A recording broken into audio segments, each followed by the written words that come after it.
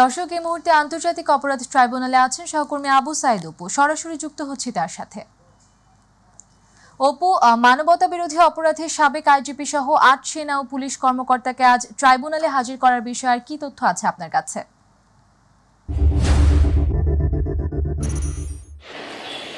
ধন্যবাদ আপনাকে। আপনার মাধ্যমে আমি দর্শকদেরকে জানাতে চাই যে আজকে কিন্তু ঠিক দ্বিতীয়বারের মতো মানে এবার আন্তর্জাতিক অপরাধ ট্রাইব্যুনালে নেওয়া হয়েছে মামুন জিয়া সহ ৮ জন আসলে কর্মকর্তাকে।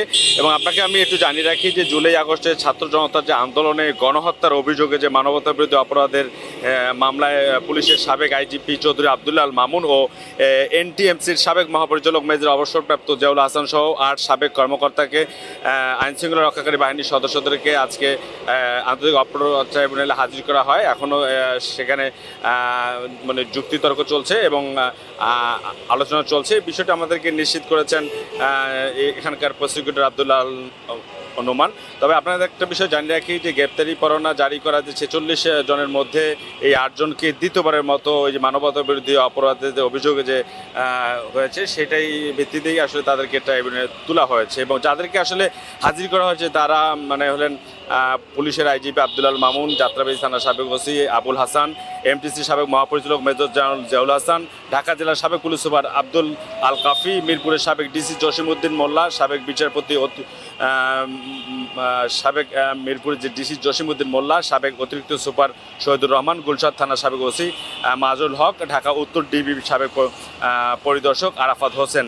এবং ট্রাইব্যুনালে হাজির করার পর প্রসিকিউশনের পক্ষ থেকে জুলাই আগস্টে সংঘটিত মানবতা বিরোধী অপরাধের মামলায় যে গ্রেপ্তার দেখে কারাগারে আটক রাখার যে আবেদন করা হয়েছিল সেটি কিন্তু আসলে বহাল রয়েছে। এবং ৮ জনের মধ্যে যে গণহত্যার মামলায় জসিমউদ্দিনকে গেল 30 অক্টোবর এবং শহীদুল ইসলামকে 31 অক্টোবর ট্রাইব্যুনালে হাজির করা হলে ট্রাইব্যুনাল দুজনকেই কারাগারে পাঠানোর নির্দেশ দেয়। বাকি 6 জন বিভিন্ন মামলায় গ্রেপ্তার হয়ে এর আগে থেকেই কারাগারে আছেন এবং গত 27 অক্টোবর এবং 17 মানে পুলিশ কর্মকর্তার বিরুদ্ধে ট্রাইব্যুনালে গ্রেপ্তারি পরোয়ানা জারি করে সেই প্রেক্ষিতে কিন্তু আজকে এই 8 পুলিশ কর্মকর্তাকে দ্বিতীয়বারের মতো আসলে এখানে উপস্থিত করা হয়েছে।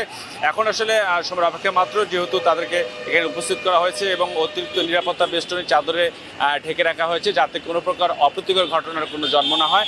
তো সেক্ষেত্রে এখন যেহেতু আন্তর্জাতিক অপরাধ ট্রাইব্যুনাল থেকে তাদেরকে তোলা হয়েছে, সেখানে তাদের সেই অভিযোগের ভিত্তিতে মানে এই অপরাধ ট্রাইব্যুনাল কী সিদ্ধান্ত নেবেন সেই সিদ্ধান্ত জানার অপেক্ষায় আমরা এখানে সকল গণমাধ্যম কর্মী এখানে অবস্থান করছে। আমরা পরবর্তী সংবাদে যুক্ত হয়ে আমরা জানিয়ে দেবো। তো এটাই ছিল আমার কাছে আন্তর্জাতিক অপরাধ ট্রাইব্যুনাল থেকে যে মানে প্রাপ্তি তথ্য, সেই তথ্যের সর্বশেষ খবর।